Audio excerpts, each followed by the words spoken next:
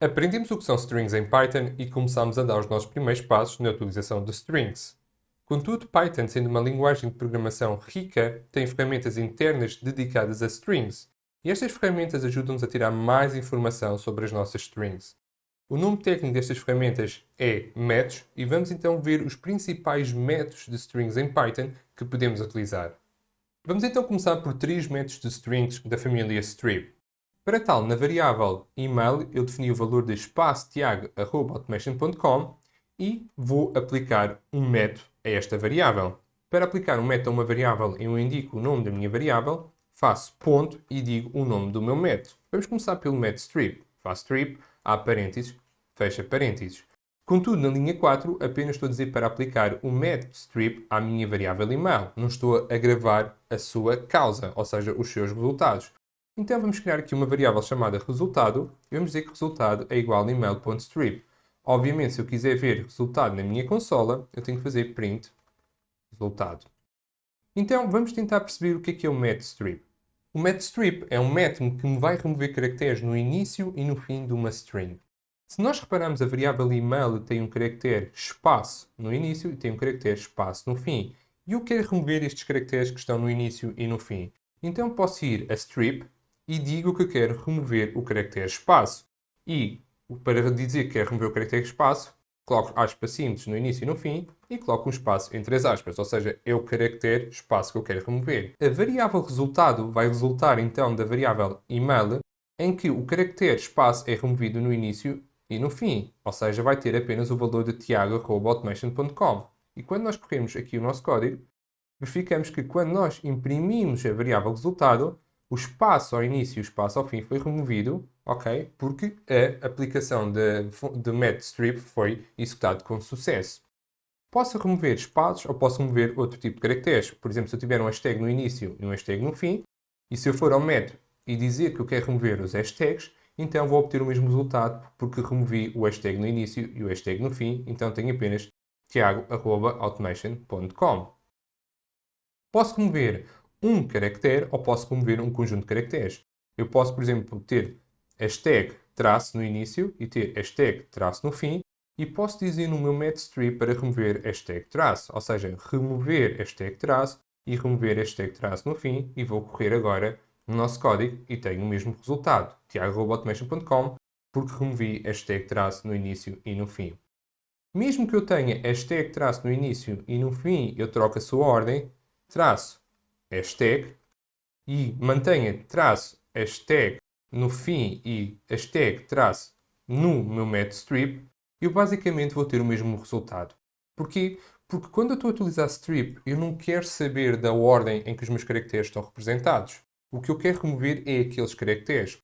Por isso, independentemente da ordem que eu tenho aqui, se o caractere hashtag for detectado, vai ser removido. Se o caractere traço for detectado, também vai ser removido, independentemente da sua ordem não estar a corresponder com a ordem do meu método strip. Vamos agora então falar dos outros dois métodos da classe strip que nos faltam, que é o left strip e o right strip. Imagina que eu quero remover apenas os caracteres que estão à esquerda da minha string, no início da minha string. Esquerda em inglês é left, então posso utilizar um método que é o L strip, que apenas me remove os caracteres no início da minha string. Quando correr o meu código, verifico que traço hashtag foi removido no início, porque eu estou a utilizar L strip, mas traço hashtag não é removido no fim, porque eu estou apenas a utilizar a remoção à esquerda, a remoção no início. Obviamente posso fazer o mesmo raciocínio para a direita, para a parte final da minha string. Direita em inglês é right, então existe um método que é o R-strip, em que vou remover apenas os caracteres traço hashtag no fim.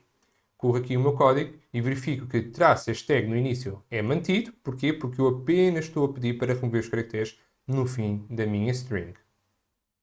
Vamos continuar a remover caracteres da nossa string original, no início e no fim. Existem dois métodos complementares, que é o remove prefix e o remove suffix.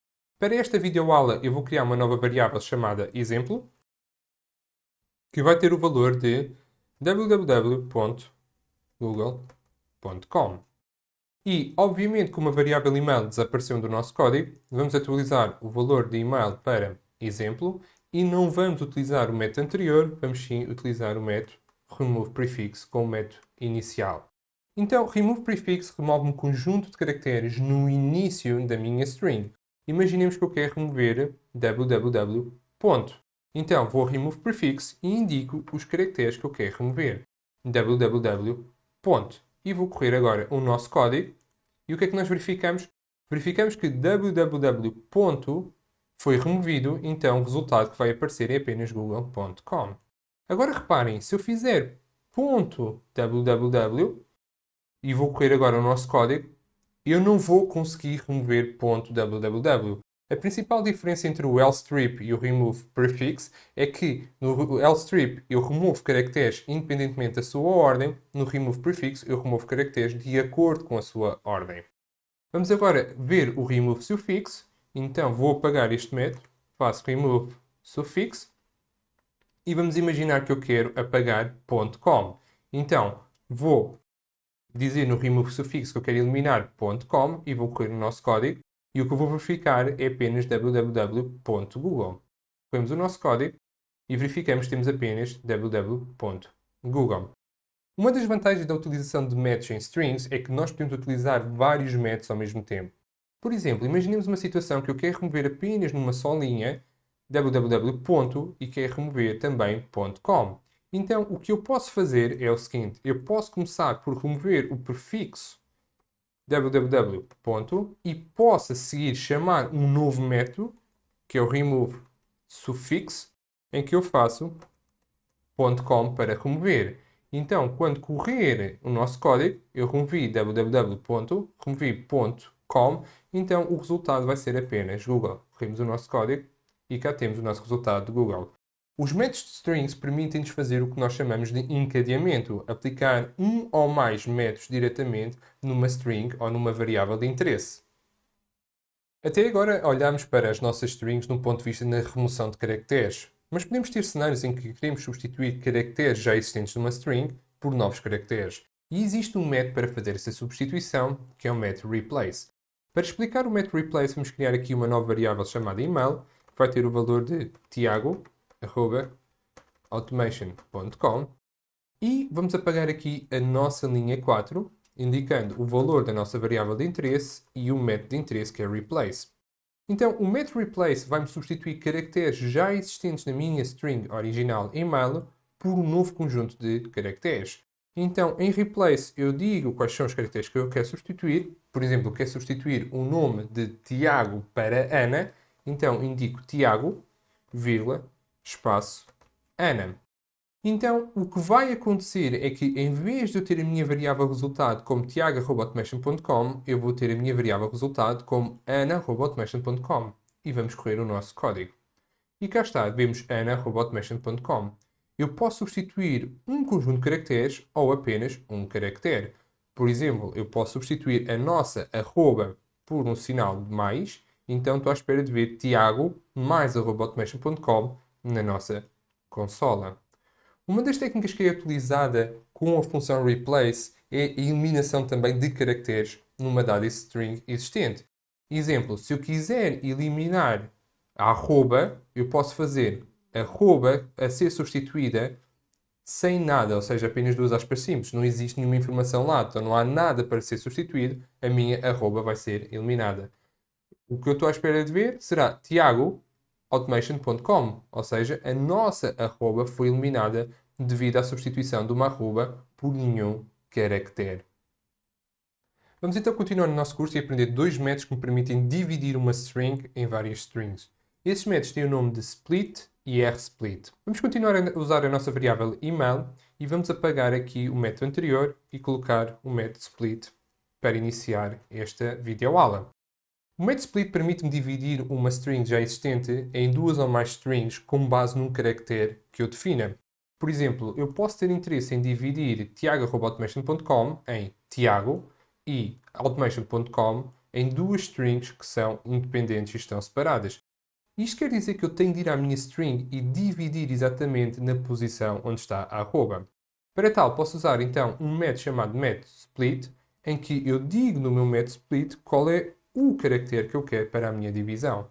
Então, na linha 4, o que eu estou a dizer é, na minha variável email, faz a divisão desta variável na posição onde está a minha arroba. E quando correr o nosso código, verificamos o que é que nós temos. Temos Tiago numa string e temos automation.com noutra string. Para exemplificar mais exemplos de utilização de split, que é bastante importante em Python, vamos utilizar aqui uma nova variável, canal, em que tem o valor de Automation and Data Science, que é o nome do nosso canal. E agora eu não quero usar email, porque email não está presente no nosso código. Vou substituir por canal, vou atuar sobre a variável canal e eu não tenho uma arroba, eu quero dividir em função dos caracteres de espaços brancos que eu tenho. Então posso chegar aqui a split e dizer para dividir com base no caractere espaço branco.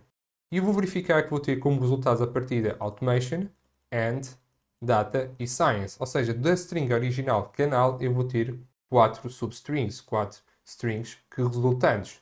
E cá vemos automation, and, data e science.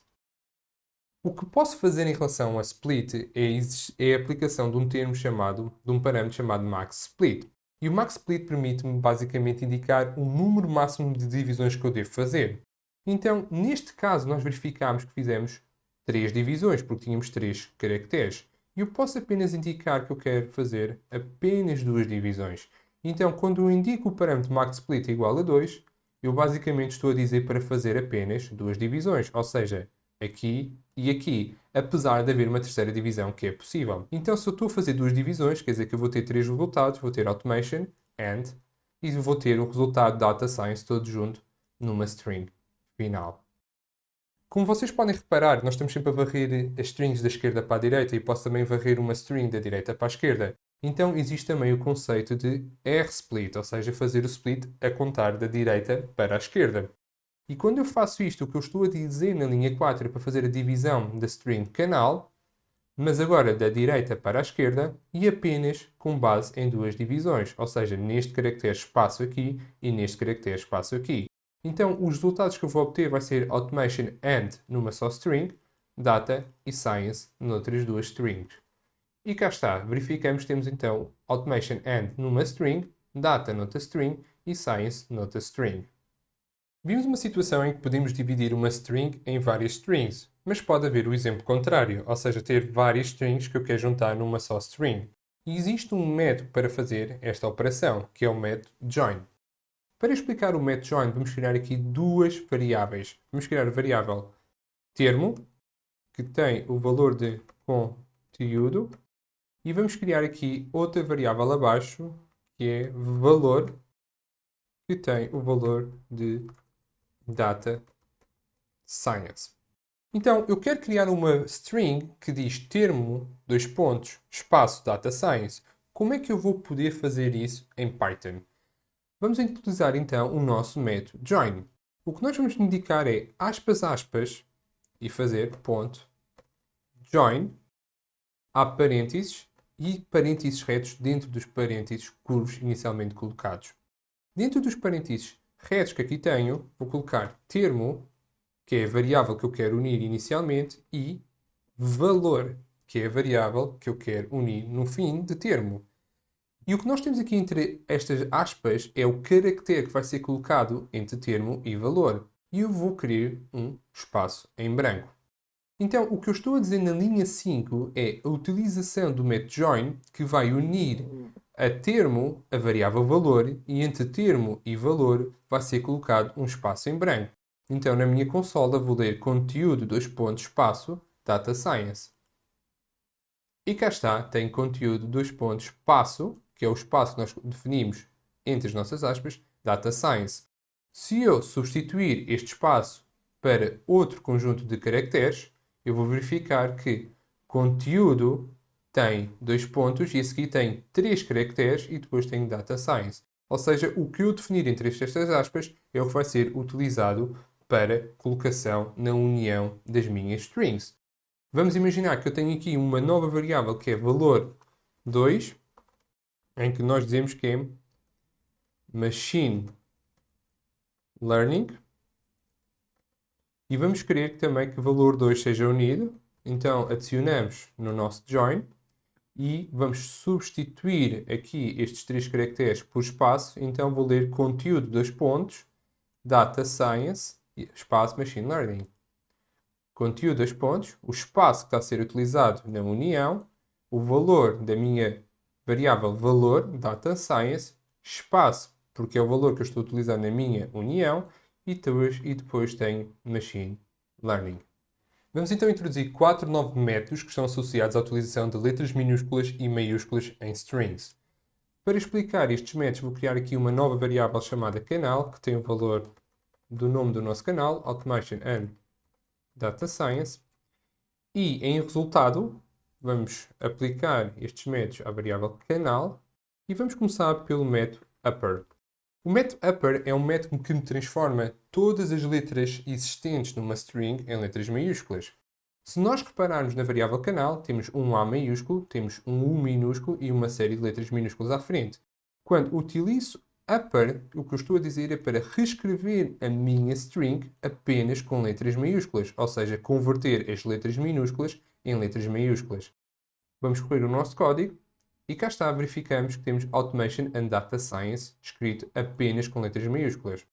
Posso utilizar o método lower para fazer a representação da minha string apenas com letras minúsculas. Tenho um A maiúsculo no início, tenho o D de data maiúsculo e tenho o S de science maiúsculo. E quando eu faço esta representação, o que eu vou verificar é que todas as letras da minha string estão minúsculas.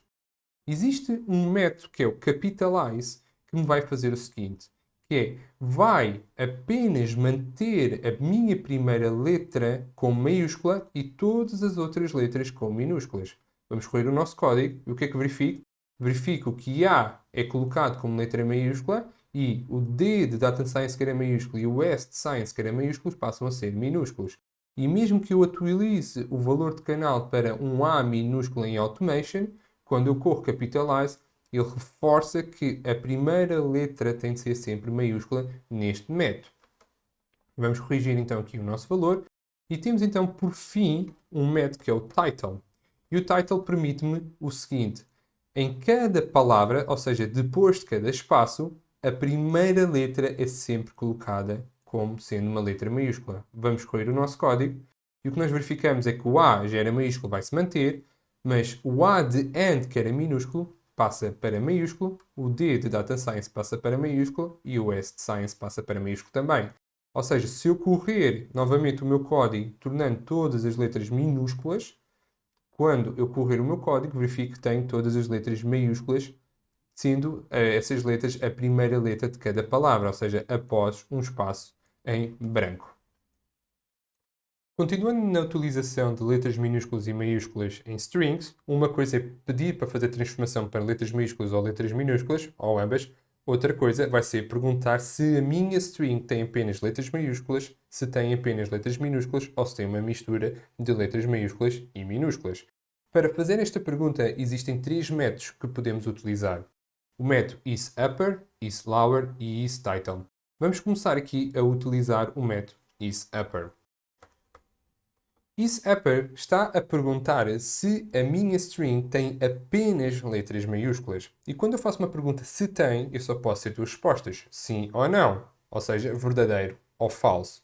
Então, quando eu estou a correr a linha 4, o que eu estou a fazer é verificar se a variável canal tem apenas letras maiúsculas. Eu sei que o A é maiúsculo, mas também há várias letras minúsculas. Então, esta resposta vai ser falsa, vai ser negativa.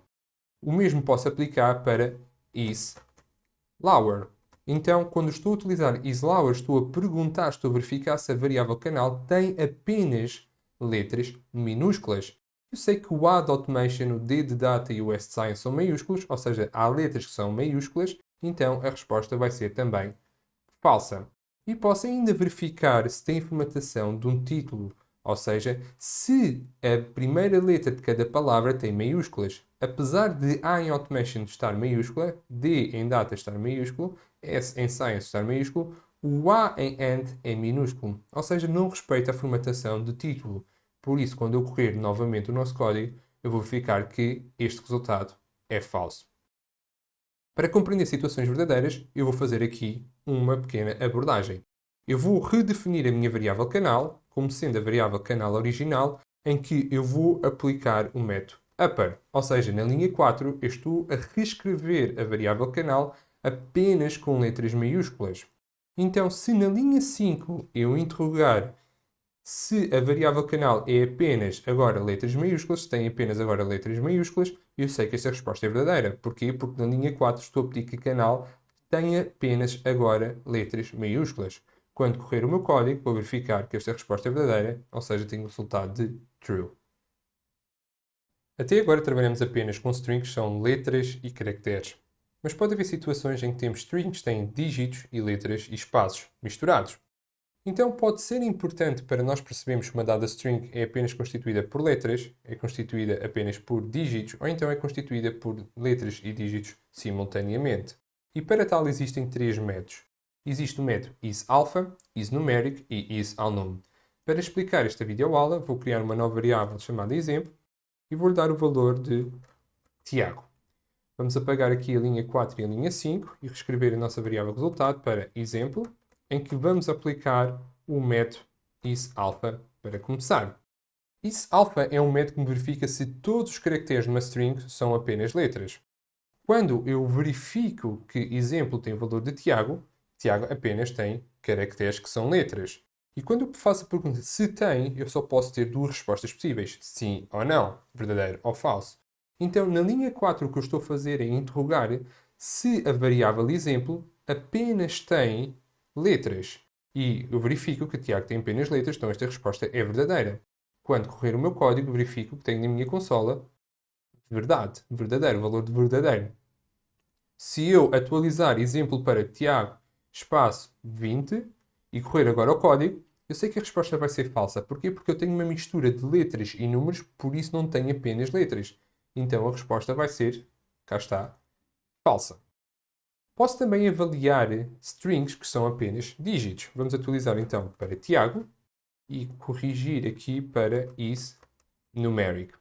IsNumeric basicamente é um método que me verifica se todos os caracteres numa string são dígitos ou não. E quando o aplicar à variável exemplo, que tem o valor de Tiago, Tiago não é apenas constituído por dígitos, mas sim por letras, então a minha resposta vai ser falso. Obviamente, se eu atualizar o valor de Tiago, por exemplo, para 20, 20 é apenas dígitos, então o que eu vou verificar é que este resultado é agora verdadeiro. Mas se eu tiver Tiago espaço 20, eu tenho uma mistura de letras e dígitos. O que é que isto quer dizer? Quer dizer que eu não tenho apenas dígitos, então a resposta vai ser falsa.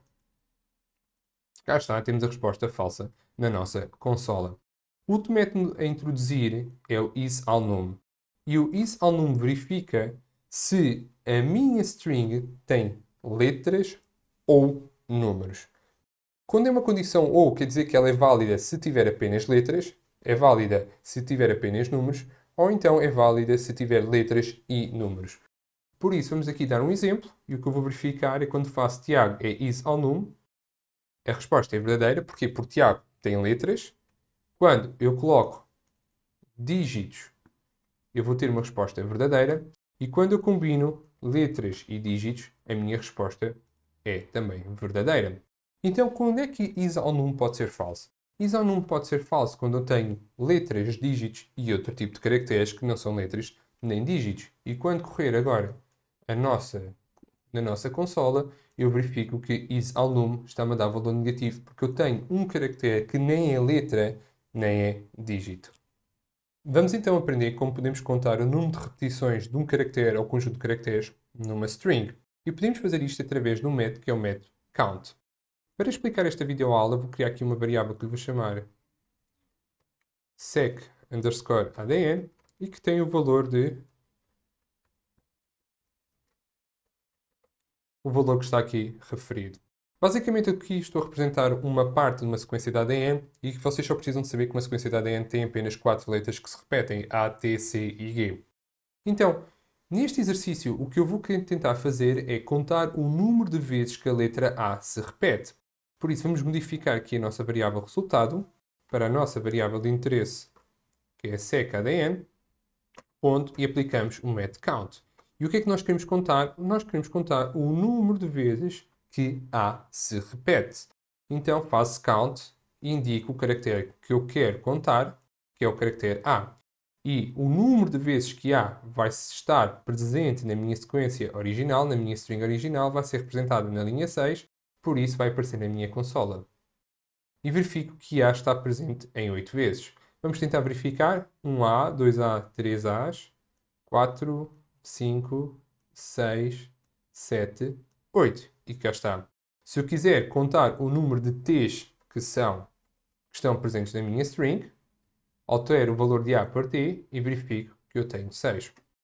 Resumindo, count permite-me contar um número de caracteres que são repetidos com base num determinado caractere de referência. Mas posso também usar uma associação de caracteres, ou seja, 2 ou mais caracteres. Eu posso ter interesse em ver quantas vezes repete A e T seguidos. Então posso fazer AT no meu método count e vou verificar que repetem 5 vezes. Então temos aqui um AT, temos aqui outro AT, temos aqui outro AT, 3. Imediatamente ao lado temos outro 4 e temos aqui outro 5. Count ajuda-nos a contar o número de repetições que um caractere ou mais tem numa string. Mas o que é que acontece se um caractere não estiver presente? Exemplo, em vez de eu estar a contar o número de caracteres A e T, quero contactar o caractere U. E quando contar o caractere U, U não está presente. Então a resposta óbvia vai ser 0. Quando nós temos uma contagem igual a 0 numa string, isto pode ser indicativo que aquele caractere não está presente na minha string e isto pode ser útil de um ponto de vista lógico. Após aprendermos a contar o número de repetições de um determinado caractere ou conjunto de caracteres de uma string, nós podemos fazer uma questão diferente, que é qual é a posição de um determinado caractere ou conjunto de caracteres na minha string. E para saber a posição, basicamente eu vou ter de procurar, e existem dois métodos para procurar um caractere ou conjunto de caracteres numa string. E esses métodos são o find e o rfind. Vamos começar então pelo método rfind e vamos utilizar outra vez a nossa sequência de ADN. Então eu vou substituir o método anterior e vou fazer find e a lógica é a mesma. Eu vou indicar o caractere que eu quero encontrar. E o que eu quero encontrar na linha 4 vai ser A. Então a linha 4 está-me a dizer o seguinte: procura na minha sequência de ADN a primeira posição de A. Eu sei que a minha primeira posição de A vai ser 0, porque o meu primeiro A está no início da minha string. Correndo o nosso código, verificamos então que temos 0.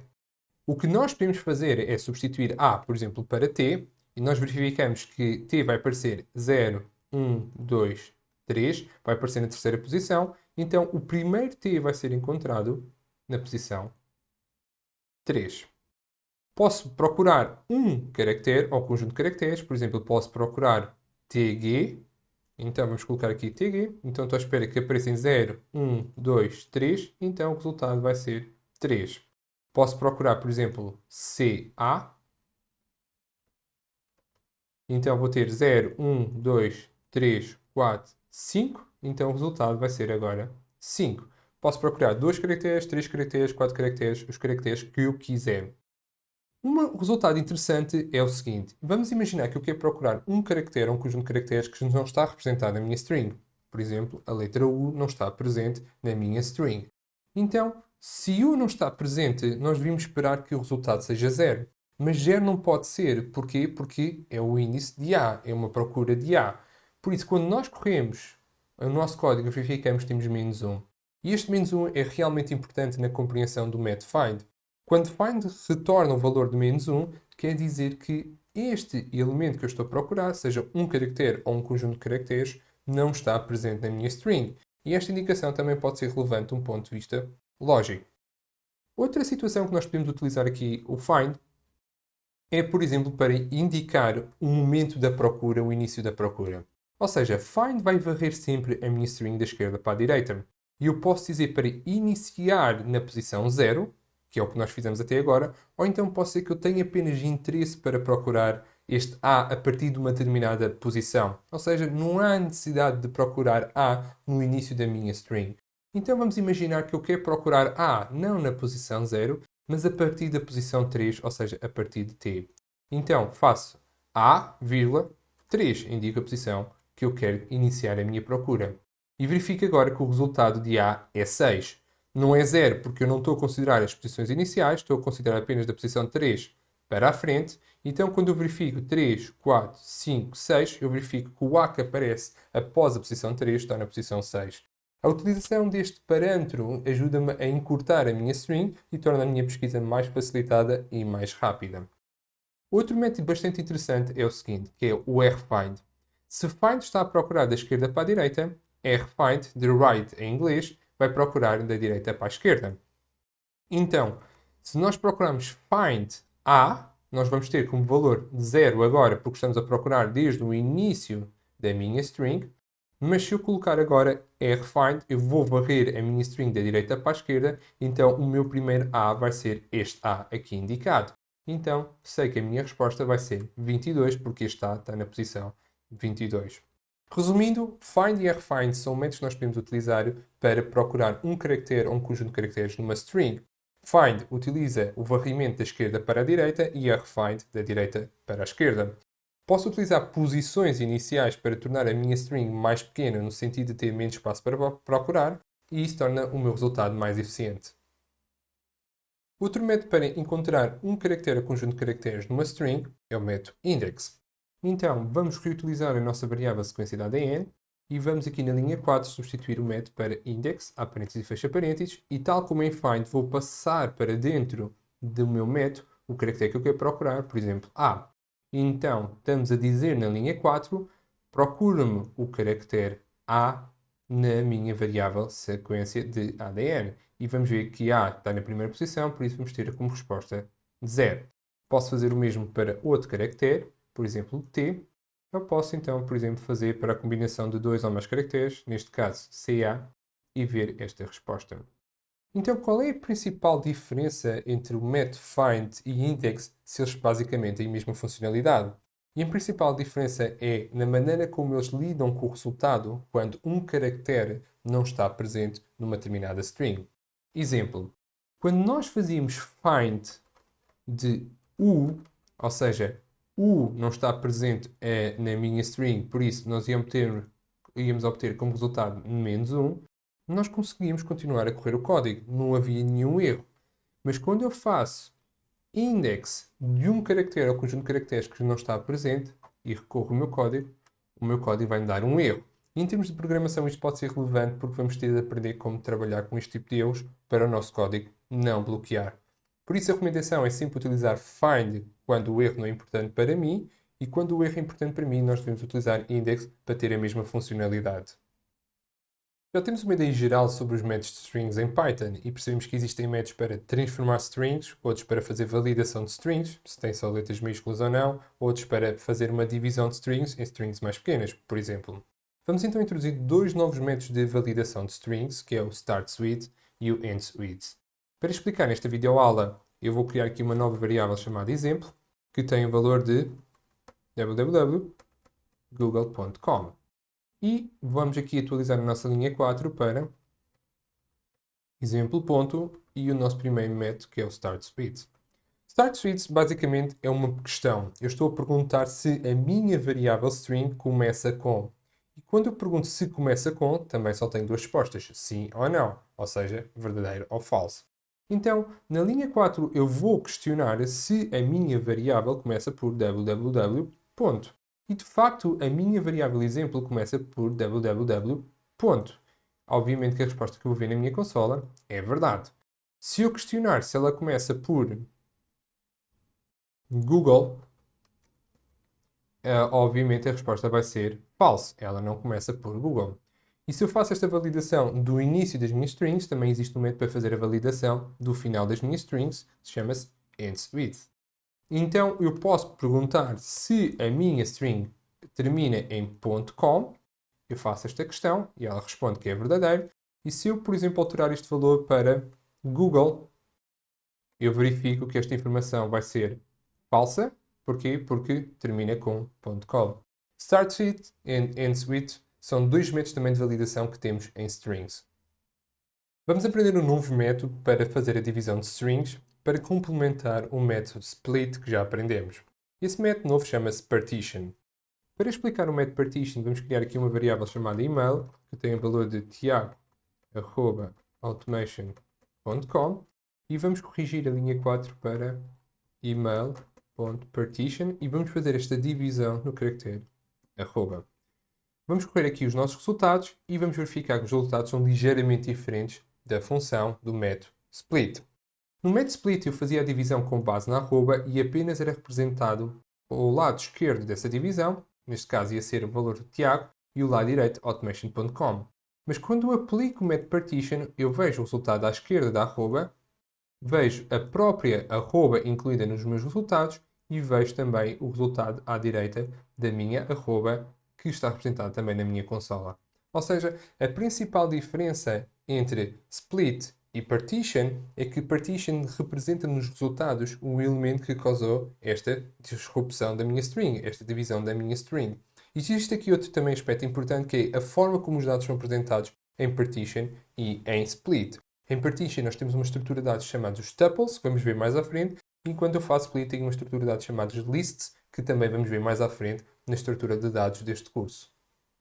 Vamos então aprender 3 métodos para formatar strings em novas strings. E esses métodos são center, ljust e rjust.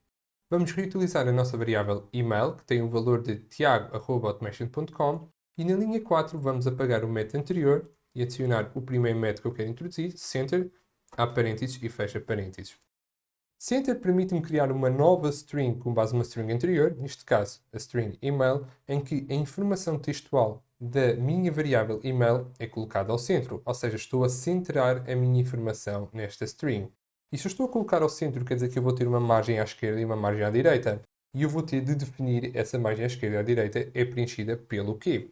Então, podemos começar por definir num primeiro parâmetro a dimensão da nossa nova string resultado. Vou dizer que vai ter uma dimensão de 30 caracteres, em que, para além dos caracteres que existem na variável email, os caracteres à esquerda e à direita podem ser preenchidos, por exemplo, por traços. Quando representar esta informação na minha consola, verifico que eu tenho 30 caracteres e os caracteres à esquerda e à direita estão uniformemente distribuídos e preenchidos por um caractere que é um traço. Se eu posso colocar a minha informação ao centro, também posso colocar à esquerda. Posso justificar à esquerda, e esquerda em inglês é left. Então posso fazer ljust para ter este efeito. E cá está, tenho a minha informação justificada à esquerda e os restantes espaços são preenchidos por um caractere que é um traço. Ou então posso justificar a minha informação à direita, corro agora o meu código e vejo a minha informação agora à direita e os espaços à esquerda são substituídos agora por um caractere que é um traço. Se eu alterar aqui um traço para uma cruz, o que eu vou verificar é que também estou a alterar a forma como esses caracteres devem ser preenchidos. Notem, bastante importante.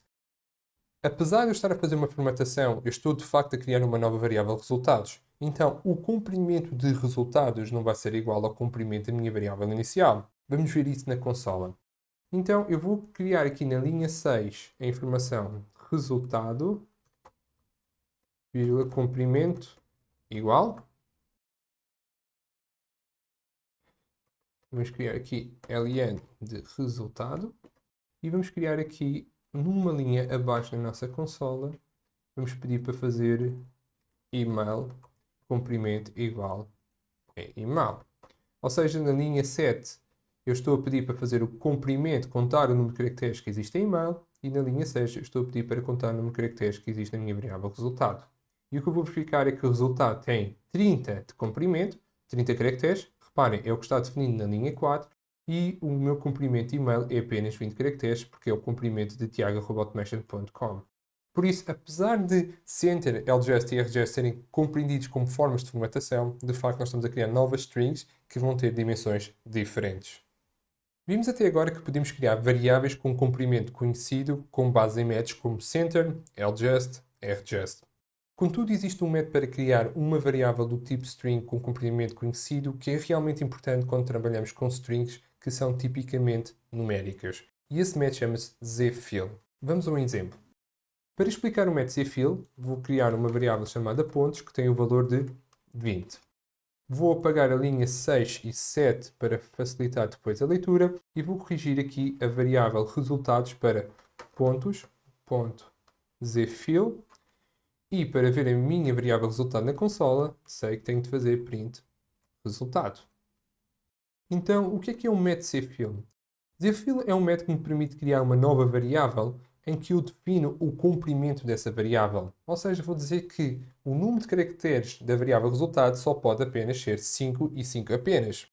Então, apesar de pontos ter apenas 2 caracteres, 2 e 0, o resultado vai ter um total de 5 caracteres. E cá vemos os 5 caracteres, com a particularidade de que Cfill vai preencher os caracteres não existentes por 0. E isto é realmente importante porque quando nós trabalhamos com variáveis do tipo string em que possam ser interpretadas como números, ela também vai preservar o seu sinal algébrico. Ou seja, se eu tiver mais 20, Cfill consegue reconhecer isto e colocar o sinal de mais à esquerda no início da minha string. Obviamente, se eu tiver menos 20, também vou conseguir ter esta ação, ter o sinal negativo no início da minha string. Contudo, se eu tiver uma letra, ele vai interpretar a letra como fazendo parte da minha string, então apenas vai colocar zeros à esquerda da minha string original. Esta ferramenta é extremamente importante, o método cfill é extremamente importante quando nós queremos passar de dígitos que têm uma dimensão variada para ter agora strings com uma dimensão sempre constante em termos de formatação. Concluímos a nossa videoaula com os 30 métodos de Python mais comuns para strings. Na descrição deste vídeo vocês têm um conjunto de exercícios que podem resolver e todos os exercícios têm a sua solução e também um vídeo a explicar a solução. Vamos continuar no nosso curso a aprender a trabalhar com outro tipo de dados para além de strings em Python, nomeadamente dados numéricos, ou seja, números. Os números podem ser inteiros, decimais ou até mesmo números complexos. Vamos continuar o nosso curso.